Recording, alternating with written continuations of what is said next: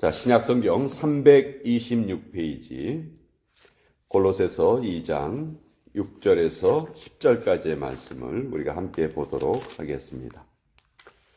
골로새서 2장 6절에서 10절까지의 말씀입니다.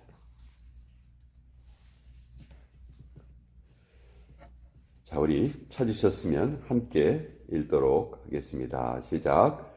그러므로 너희가 그리스도 예수를 주로 받았으니 그 안에서 행하되 그 안에 뿌리를 박으며 세움을 받아 교훈을 받은 대로 믿음에 굳게 서서 감사함을 넘치게 하라.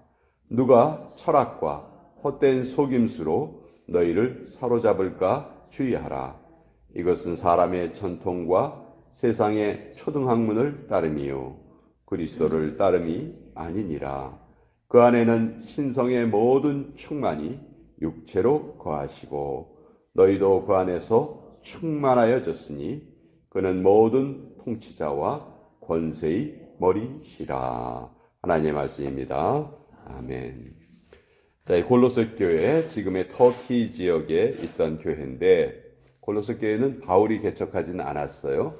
바울의 제자였던 에바브로라는 사람이 개척한 교회인데 바울에게는 자기가 개척한 교회도 물론 소중했지만 자기의 영적인 제자가 개척한 교회였기 때문에 이 골로새 교회에 아주 큰 애정을 가지고 있었습니다.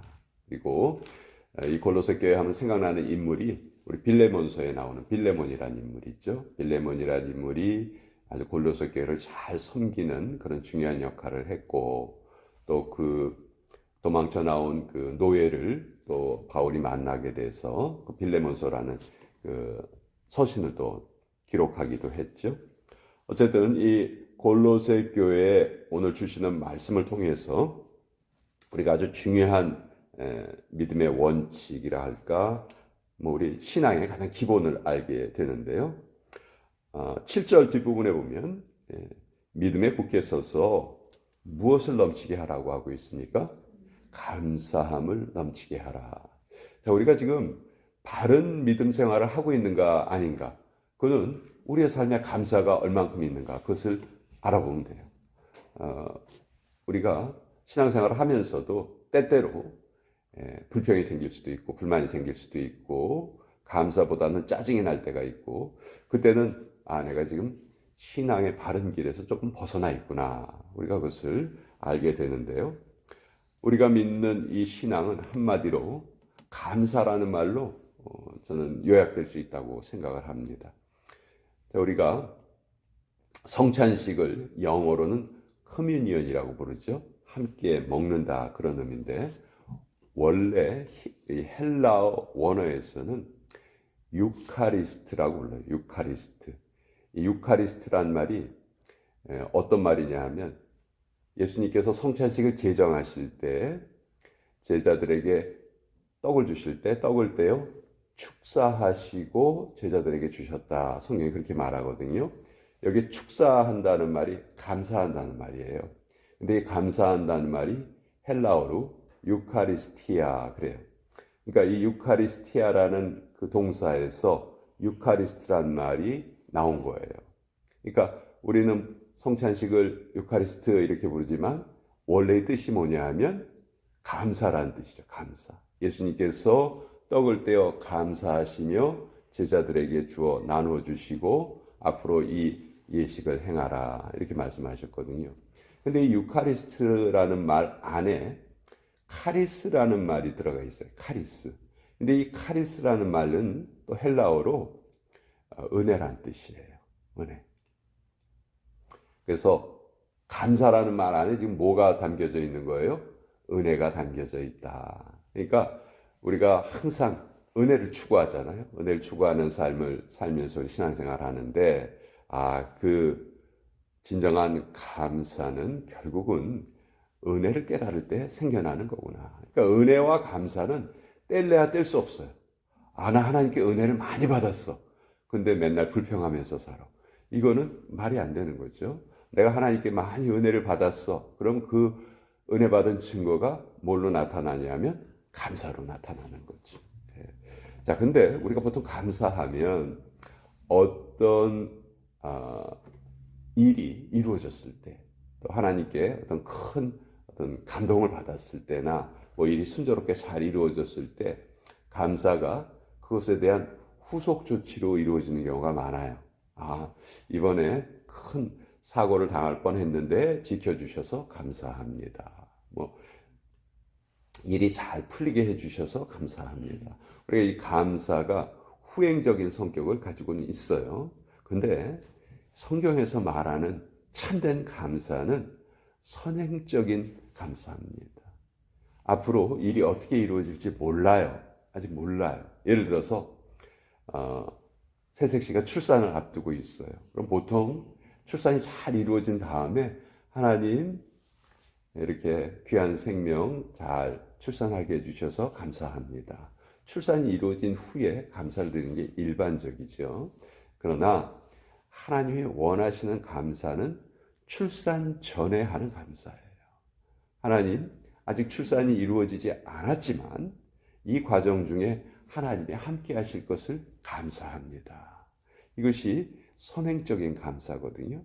근데 우리가 신앙생활을 할 때 사실 후행적인 감사는 꼭 신앙인이 아니라 할지라도 일반 사람들도 그런 거 해요. 어떤 일이 무사히 잘 지나가면 다행이다. 하나님께 감사는 하지 않지만 그것에 대한 고마움을 느끼는 마음은 일반 사람들도 있다는 거죠. 그렇다면 우리 하나님의 백성들 신경 써야 될 것은 뭐냐? 선행적인 감사에 신경을 쓰면서 살아가야 한다. 우리 후행적인 감사는 여러분이나 저나 다 잘합니다. 그러나 과연 선행적인 감사에 우리가 그것을 좀 깨닫고 살아가는가? 앞으로 이루어질 일에 대해서 그것을 미리 감사할 수 있는 그런 감사. 자, 이 선행적인 감사는요, 후행적인 감사하고 뭐가 결정적으로 틀리냐 하면 선행적인 감사는 앞으로 일어날 일에 대한 결과를 몰라요. 그렇죠? 근데 후행적인 감사는 일의 결과를 이미 알았어. 일의 결과를 알았기 때문에 내가 감사하는 거죠. 그렇지만 선행적인 감사는 일이 어떻게 이루어질지 난 몰라요. 누구에게 맡기는 거예요? 하나님께 맡기는 거예요. 근데 선행적인 감사를 드린다는 것은 결과가 어떻게 이루어지든지 그것과 상관없이 저는 하나님께 감사합니다. 그러니까 어떻게 보면 감사의 최고봉이라고 할 수 있죠. 우리가 늘 어떤 결과를 본 다음에 감사하는 것은 쉬운 일이지만 결과를 알기 전에 감사하는 것은 쉽지 않은 일이다. 그렇지만 신앙이 무엇인가? 하나님이 우리에게 무엇을 요구하고 계시는가? 너의 삶의 모든 것을 나에게 맡겨라. 근데 그 맡긴다는 것을 우리가 뭘로 표현할 수 있어요? 일의 결과와 관계없이 저는 하나님께 감사합니다. 그러면요, 이 세상에 감사하지 못할 일이 없어요. 일의 결과를 하나님께 다 맡겨버린다면 가장 선하신 하나님이 나에게 가장 선하신 일을 이루실 것이다. 그 믿음으로 감사하면 감사하지 못할 상황이 없다는 것이죠. 병들게 하심을 감사합니다. 육신의 연약함을 배울 수 있었습니다. 고독의 수렁에 내던져 주심을 감사합니다. 고독 속에서 주님을 더 깊이 만날 수 있었습니다. 일이 계획대로 안 되게 해주셔서 감사합니다. 내가 정말 교만한 존재였음을 깨닫게 되었습니다. 아들, 딸이 걱정거리가 되게 하시고 가족들이 미워질 때도 있게 하심을 감사합니다. 그래서 저 자신도 부족한 존재라는 것을 깨닫게 되었습니다. 먹고 사는데 힘겹게 하심을 감사합니다. 눈물로 빵을 먹는 심정을 조금이나마 이해할 수 있게 되었습니다. 때로는 삶이 허무하게 느껴지게 하심을 감사합니다. 세상에만 몰두하지 않고 영혼을 사모할 수 있는 기회였습니다. 불의와 허위가 득세하는 시대에 태어난 것도 감사합니다. 향후에는 하나님의 정의가 분명히 드러나기 때문입니다. 그러니까 우리의 삶에 때로는 불평을 할 수 있는 조건도 얼마든지 감사의 조건으로 바꿀 수 있다는 것이죠. 그리고 오늘 6절에 보면 가장 중요한 말이 나옵니다.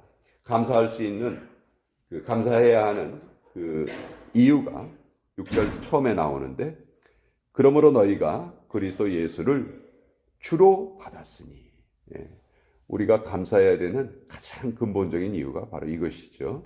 우리 예수님이 우리의 주님임을 우린 받아들였잖아요. 인정했잖아요. 영접했잖아요. 그렇죠?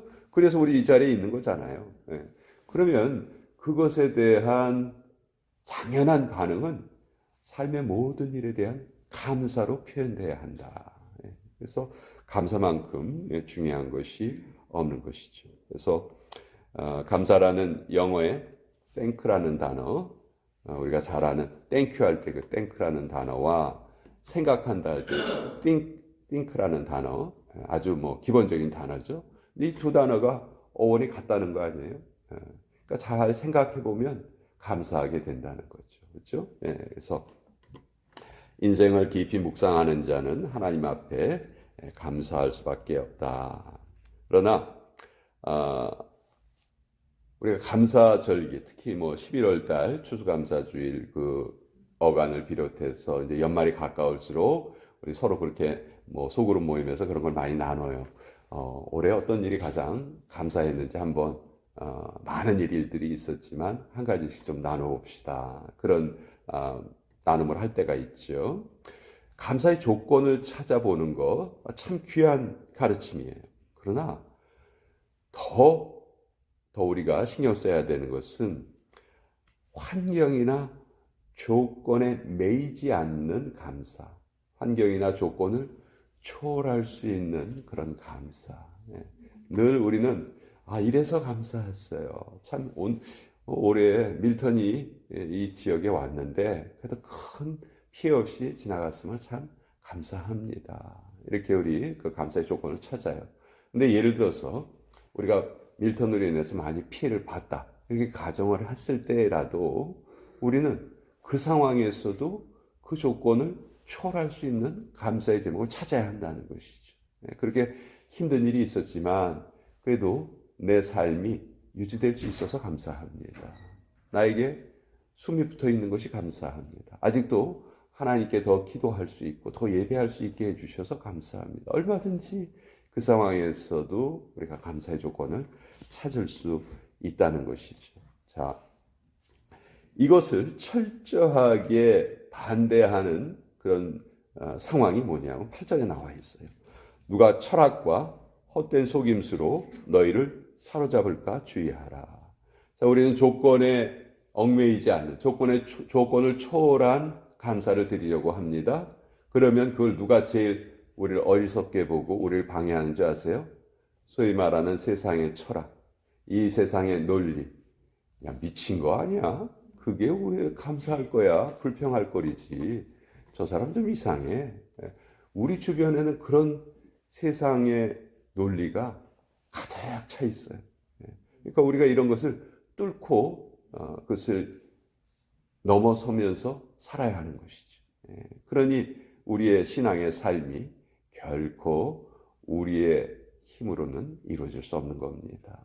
우리 자신의 힘으로 절대로 이루어지지 못. 가만히 있으면요, 자연히 우리는 밑으로 떨어지게 돼 있어요. 그러니까 밑으로 떨어지지 않기 위해서 날마다 하늘을 보고 우리는 전진하는 것이죠. 그러기 위해서 우리가 이런 시간을 갖고 다시 한번 말씀을 새기고 다시 한번 결단을 하고 이러고 오늘 하루를 또 살아가는 거죠. 이러고 살아도 힘든 게 이 세상의 영적인 전투예요. 근데 이러지 않고 살면은 그 결과는 우리가 기대하기가 어렵겠죠. 그래서 그리스도 안에 뿌리를 박아라. 그 안에서 믿음에 굳게 서서 감사함을 넘치게 하라. 저와 여러분은 오늘도 감사의 제목들을 찾아야 합니다. 선행적인 감사를 드릴 수 있어야 합니다. 이러이러해서 감사합니다가 아니고 어떤 상황에서도 우리가 감사할 수 있는 그런 자세를 하나님께 구해야 할 것입니다. 그것이 이 성경이 말하는 바른 감사. 이것만 우리가 딱 이런 자세만 가질 수 있다면 바울처럼 빈곤에 처하든지 형통에 처하든지 어떤 상황에서도 자족감을 누릴 수가 있는 것이죠. 우리가 그것을 향해서 우리의 신앙생활을 해나가는 것이다. 오늘 함께